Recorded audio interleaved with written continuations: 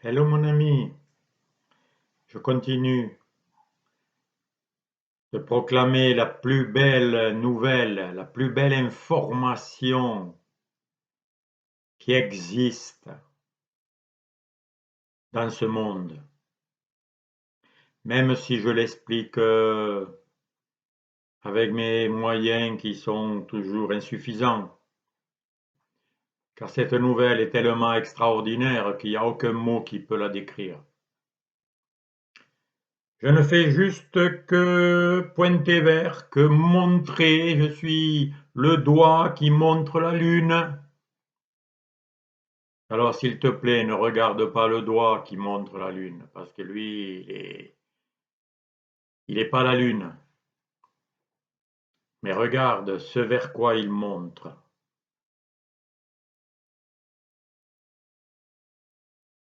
Or, il y a beaucoup d'informations dans ce monde. Il y en a de plus en plus, l'as-tu remarqué? Avec tous les réseaux sociaux, tous les portables, tous les ordinateurs, tout le monde est branché et reçoit des informations de tous les côtés. Pourquoi? Eh bien, c'est pour te distraire de la seule information que tu as vraiment besoin de recevoir et d'entendre. La seule qui est vraie. Celle qui est là pour te sortir de ton esclavage, de ta prison, de ta petitesse, de ta misère, de ta négativité, de ton état de frustration, etc., etc. Alors, bien sûr, pour te tromper, il y en a qui te donnent des informations en te faisant croire, si tu les écoutes et si tu fais ce qu'ils te disent, tu vas trouver enfin le bonheur. Mais oui, tu dois devenir vigilant et tu dois réveiller en toi ton discernement naturel que tu as déjà en toi. Tu as un discernement. Quand tu manges quelque chose, tu as le goût qui te dit si c'est bon ou pas bon. Sur la peau, tu as des capteurs, des récepteurs qui te font sentir si ce qui te touche est doux ou rugueux, ou si ça te pique, ou si ça te blesse, si ça fait mal, si ça te rentre dans le corps. Et oui, tu as tout en toi. Il faut juste réaliser ce qui t'empêche de trouver cet état de bonheur, cet état magnifique que l'on nomme de plein de noms. En fait, pour que tu te sentes vraiment bien. De temps en temps, non, en permanence. Et ça augmente. Voilà l'état normal. Mais pourquoi nous sommes en colère, malheureux, aigris et tout? Ben parce que nous n'arrivons pas à trouver cet état. Et ça nous met en colère, c'est normal, puisque c'est notre état naturel. Nous l'avons perdu, il faut le retrouver. C'est comme celui qui veut rentrer chez lui. Tant qu'il n'est pas chez lui, il fait tout pour retrouver sa maison. Et donc, comme je l'ai intitulé, c'est Je suis plus grand, plus fort, plus beau, plus puissant, plus intelligent que ce que je suis conscient d'être en ce moment.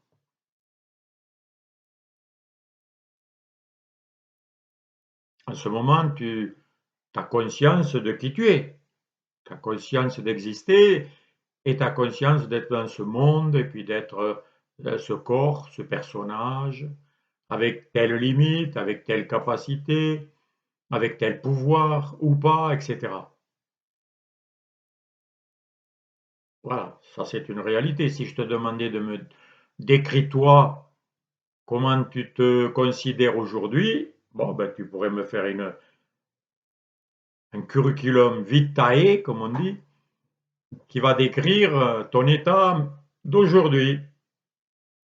Où tu es frustré, où tu te sens impuissant, où tu te sens bien, où tu te sens heureux, quels sont tes véritables pouvoirs, ce que tu es capable de faire ou de ne pas faire, etc.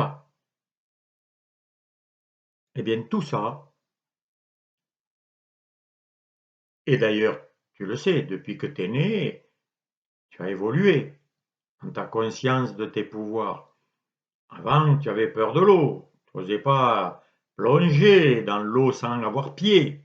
Puis un jour, tu as appris que le corps flottait, et puis tu as pu nager et rester en surface, puis aller au fond de l'eau quand tu voulais, revenir.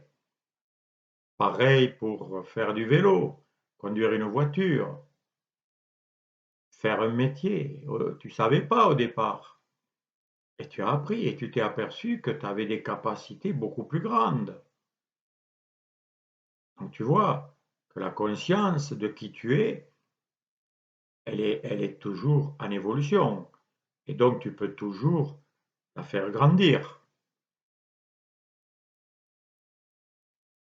Et ça, rien que ça, déjà, ça pointe vers la vérité que je te dis là maintenant, dont je te parle. Tu es beaucoup plus grand que ce dont tu as conscience d'être maintenant. Pourquoi? Parce que tu n'es pas ce que tu as conscience d'être. Tu es, et je le lis, ce qui conçoit l'idée que tu te fais de toi-même. Je suis ce processus, ce mystère, cette réalité, je ne vais pas y mettre de mots parce qu'il n'y en a pas, ce processus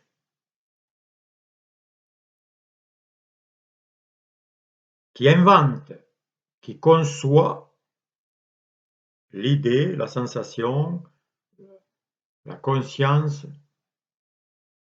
que je me fais de moi-même. C'est énorme. C'est ça qui te sort de la prison. Si tu prends conscience de ça, c'est ce qui te fait sortir de l'illusion de ce monde de malheur, de problèmes. Et là, tu t'aperçois qu'il n'y en aura plus. Il n'y a que des solutions. C'est ce qu'on appelle traverser le miroir ou aller de l'autre côté du miroir. Parce qu'un miroir ne fait que refléter l'image qu'il y a devant lui. Regarde cette main, c'est une image qui est reflétée par l'autre main. Exactement. C'est pour ça qu'elle est inversée. L'image est inversée dans un miroir. Quand tu lèves ta main droite sur le miroir, c'est la main gauche qui se lève. Donc traverser le miroir, en fait, ça veut dire aller au-delà du miroir, sortir de ce phénomène de reflet. C'est-à-dire voir que ce phénomène, ce processus de réflexion, il y a un autre point de vue, un autre endroit qui crée ça, qui voit ça, qui est conscient de ça. Alors des fois on l'appelle l'observateur. Et au fond de toi, tu l'es. Tu es l'observateur de tout ce qui se passe. Ça s'appelle la conscience universelle en fait. Tu es observateur de toi-même. La preuve, tu peux parler de toi, de là où tu en es, de là où tu es heureux ou malheureux, de ce qui va bien ou ce qui ne va pas bien chez toi. Tu le sais. Si tu es honnête, bien sûr. Et Vincent, si tu essaies de te forcer et de te convaincre avec des pensées, avec des subterfuges, que tu es heureux quand tu es malheureux, mais là, tu ne veux pas observer. Tu ne veux pas voir. Tu te coupes de la conscience qui voit tout. Donc, si tu es observateur, si tu reviens à ta place d'observateur, eh bien, tu vas voir les autres. Tu vois où ils en sont, ce qu'ils font, comment ils font. Tu vois ta relation avec eux, est-ce qu'elle est correcte ou pas correcte, si elle est belle ou pas belle. Qu'est-ce que c'est ça? Cette conscience qui te permet d'observer les choses telles qu'elles sont. Eh bien, ça, c'est quand tu arrêtes de juger. De dire ça c'est bien, ça c'est mal. Ça j'en veux pas. Clac. Tant que tu veux pas de quelque chose, tu n'es plus observateur. Tu te coupes de cette conscience que tu es, qui est capable de tout regarder tel que c'est. Et qui dit ça doit pas être. Il faut le jeter, il faut le tuer, il faut le détruire. C'est pas bon, ça fait mal, il faut le détruire. Oui, mais quand tu fais ça, tu quittes ta place d'observateur, qui domine et qui voit tout, et tu commences à devenir le petit observé, la petite personne qui est coupée d'elle-même, coupée des autres, qui est coupée de tout, et donc qui a peur et qui se sent coupable d'avoir coupé quelque chose. Et là, elle est enfermée, car elle a beau projeter sur les autres le malheur, en disant c'est l'autre qui me rend malheureux, elle a beau faire des manifestations dans la rue en disant c'est le gouvernement qui doit me rendre heureux, ça ne marchera jamais. La preuve, si tu as étudié un peu l'histoire, depuis des siècles et des siècles, les gens ne font que se combattre, ne font que changer de gouvernement, changer de roi, changer de technique de société, et ça ne marche jamais. Pourquoi? Parce qu'ils essayent de changer l'extérieur. Or, l'extérieur n'est qu'un effet de ce qui se passe à l'intérieur. Or, l'intérieur, c'est la cause. Tu changes la cause, les effets vont changer. Tu ne changes pas la cause, ben les effets ne vont pas changer. Si tu essaies de changer les effets, tu ne risques pas de changer. Tant qu'un médecin essaie de guérir les effets, c'est-à-dire les symptômes d'une maladie, ce n'est pas un vrai médecin. C'est un rigolo. Il n'a rien compris à la science et à la santé. Un vrai médecin te dit de changer la cause. Et quand il a changé la cause, qui crée la maladie, eh bien, si tu mets la cause qui crée la santé, eh bien, la santé revient. Donc, si tu enlèves les mauvaises causes que tu as provoquées, la santé revient.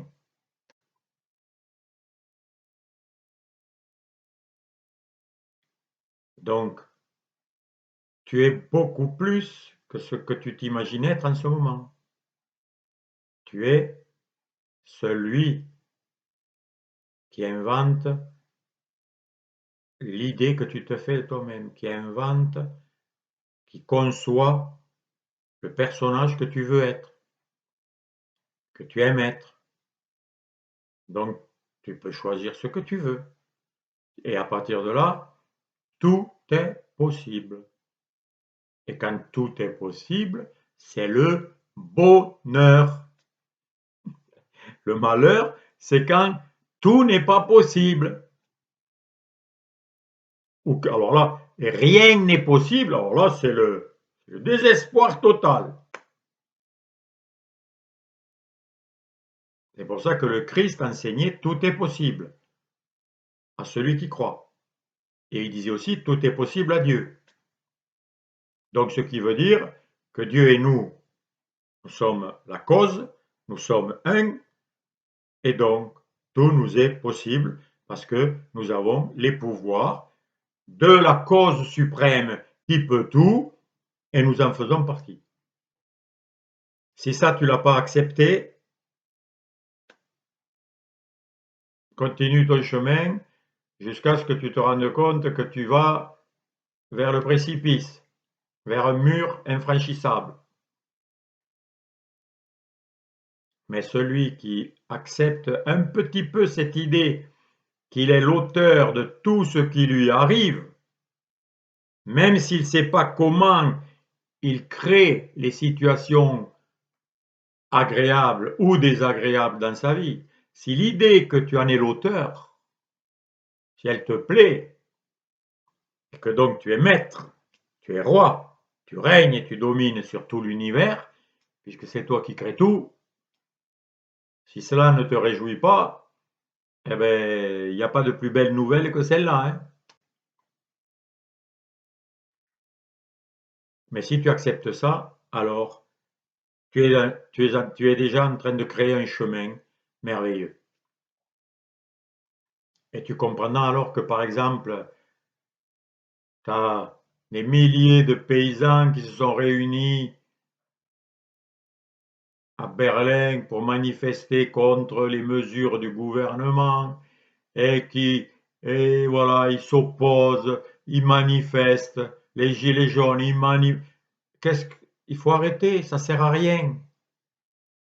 Il faut pratiquer. Il faut que tous les paysans s'unissent et créent la société, les échanges, les relations qu'ils veulent que le gouvernement fasse. Mais le gouvernement, il ne le fera jamais. Il faut que ce soit eux qui le fassent.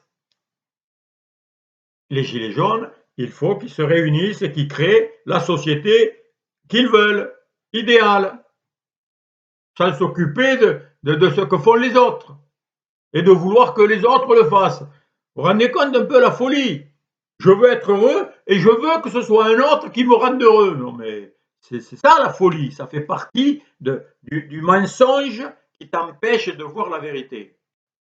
Alors réveille-toi mon ami, réveille-toi, commence par te rendre heureux toi-même. Commence par t'harmoniser, comprendre qui tu es, connaître ta vérité qui va faire que tu maîtrises tout. Tout! Dans ta vie, dans tout ce qui t'environne, dans tout ce qui te concerne. Commence par comprendre ta puissance, qui est au-delà de ce que tu peux t'imaginer aujourd'hui. L'amour dont tu es pétri, qui va au-delà de tout ce que tu as pu goûter jusqu'à aujourd'hui, même si tu as déjà goûté des moments merveilleux d'amour. Mais c'était des bulles, c'était des gouttes de l'océan. En fait, tout est amour, tout est intelligent, tout est puissant, tout est beauté. Tu es ça, je suis ça, nous sommes ça. Il n'y a pas d'ennemi. Mais on le croit tellement qu'on le crée. Parce que tout ce qu'on croit, ça se manifeste. Donc il faut arrêter de croire tout ce qui est faux et juste accepter la réalité que je suis la vie. Et la vie, c'est ce qu'il y a de plus incroyable, de plus inexplicable, mais réel. Comment 100 000 milliards de cellules de mon corps arrivent à s'entendre entre elles et elles ne se disputent pas. Elles s'aiment toutes. Mais dès qu'elles se disputent, ça fait un cancer. Et dès que l'humanité se dispute, ça fait une guerre, ça fait des conflits, des souffrances. Et on n'arriverait pas, alors que toutes les cellules d'un même corps ou d'un même arbre arrivent à s'entendre, à s'aimer, à se protéger les unes les autres, à s'entourer, à se faire du bien, et on n'y arriverait pas. Mais c'est ça qui nous fait mal, c'est de croire qu'on n'y arrive pas. Non, non, on y arrive, c'est maintenant, ça se révèle de plus en plus. Et le monde se fait de sorte que tant que tu n'auras pas pris conscience de ça, tu verras que le monde va aller de plus en plus, va t'enfermer de plus en plus, t'oppresser de plus en plus. Parce que c'est ce que tu crois en toi.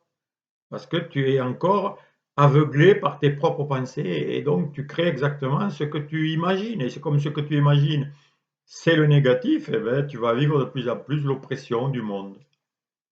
Parce que tu crois que c'est l'oppression qui vient de dehors, qui vient des autres.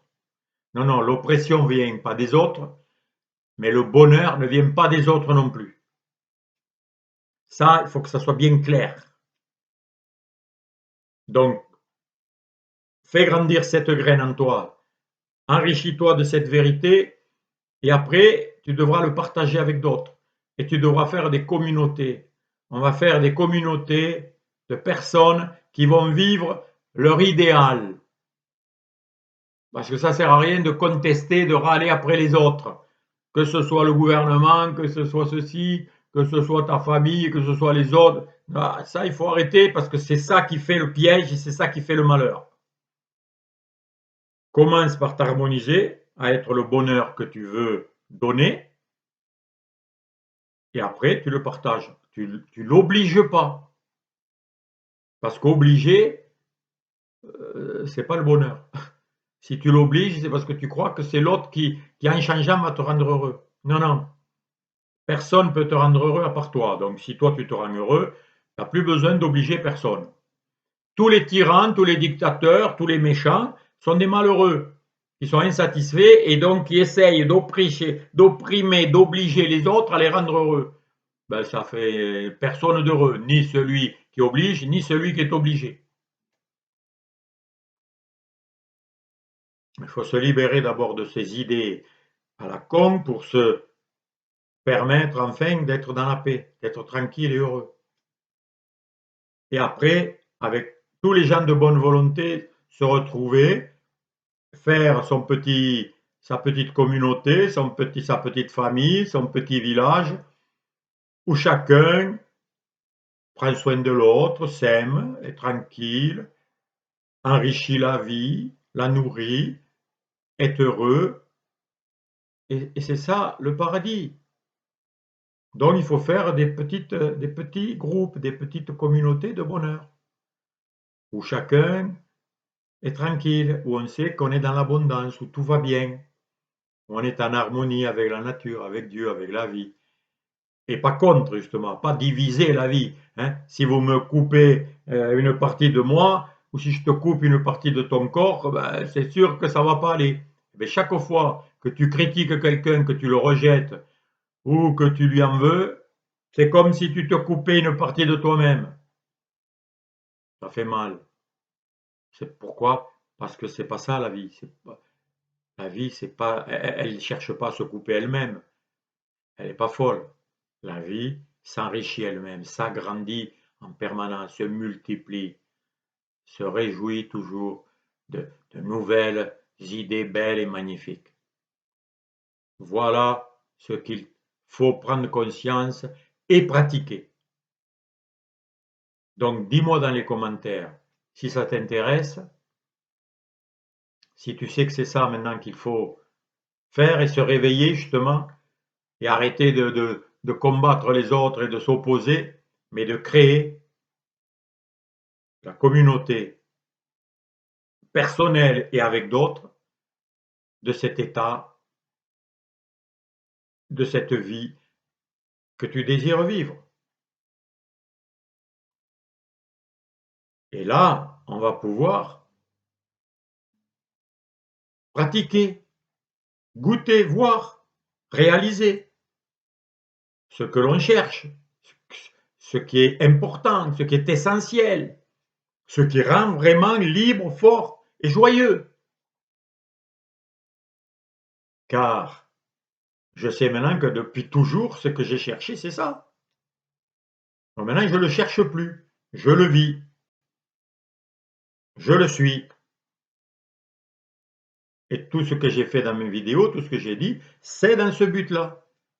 C'est de donner des pistes, des moyens, des techniques, des manières. Mais le but est toujours le même. Le but, c'est quoi? Ben, tu le sais. C'est d'être pleinement satisfait, heureux, pleinement épanoui. Et c'est quoi cet état? Ben, c'est une absence totale de peur, de culpabilité, même de crainte, de rejet, d'abandon. Voilà. C'est l'absence de tout ça qui est remplacé par amour, joie, plénitude, tranquillité, permanence, et qui me permet de voir que tout est merveilleux, que tout va bien dans un instant présent éternel et que personne ne peut arrêter. À bientôt.